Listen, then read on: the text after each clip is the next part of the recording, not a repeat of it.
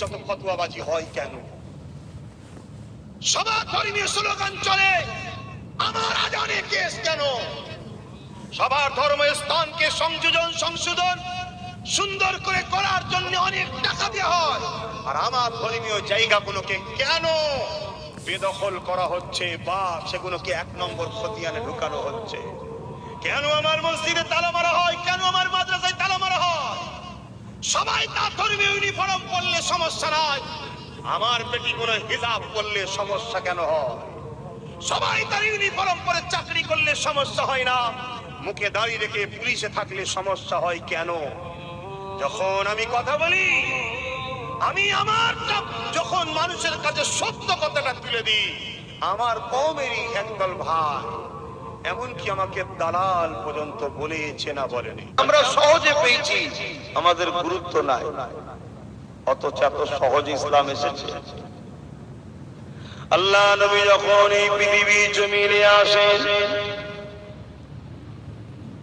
এমন একটা সময় তখন ছিল যাকে আইয়ামে জাহিলিয়াত বলা হয়, যে সময়ে ছেলেরা নিজেদের বাপকে হত্যা করে দিত, বাপেরা নিজেদের মেয়েগুলোকে জন্তু পুঁতে দিত, এমনকি ছেলেরা নিজেদের মায়ের সঙ্গে অসভ্যতা নোংরা ব্যবহার করত।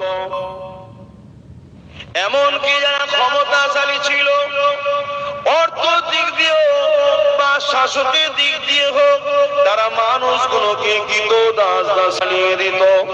মক্কায় একটা মেলা হতো, যে মেলাটার নাম হলো কাজের মেলা। ওই মেলাতে উলঙ্গ নারীদের নাচ হতো, ওই মেলাতে গরিব ছেলে মেয়েদেরকে কিনা বেচা হতো, বাইরে বাইরে থেকে এসে মানুষ তাদেরকে খরিদ করে নিয়ে যেত। এই ছিল পৃথিবীর চরিত্র। এত নোংরা, এত অসভ্যতা, এত বর্বরতা ছিল। সেদিন রোম ছিল পৃথিবীর সব থেকে শক্তিশালী দাদা। আজ যেমন আমেরিকা বলে আমি দাদা, সেদিন রোম ছিল দাদা। সেই রোম শিক্ষা নামে কত সভ্যতা ছিল। এমন করে গরিবের ছেলেগুলোকে বড় বড় স্টেডিয়াম গ্যালারি তৈরি করে ওই গ্যালারির মধ্যে প্রবেশ করিয়ে দিয়ে বাঘকে ছেড়ে দেওয়া হতো। ওই গরিবের ছেলেগুলো জানকে বাঁচাবার জন্য বাঘের সঙ্গে লড়াই শুরু করে দিত।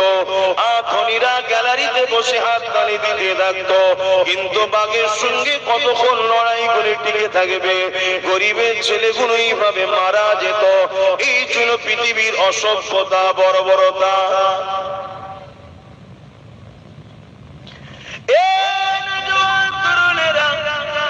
আসেন আমরা দিন ইসলামকে জানি, আমরা আল্লাহকে মহব্বত করি, আল্লাহ রসুলকে প্যার করি। আমার আল্লাহ বড় দয়া করে 570 খ্রিস্টাব্দে 12 রবিউল আউয়াল সোমবার সাদেকের সময় আমার দয়া নবীকে দুনিয়ায় পাঠিয়ে দিলে। সেই নবী আমার আস্তে আস্তে বড় হতে লাগলে। সমাজের এত অন্যায় অত্যাচার থেকে আল্লাহ নবীর হৃদয়টা ব্যথা হতে লাগলো।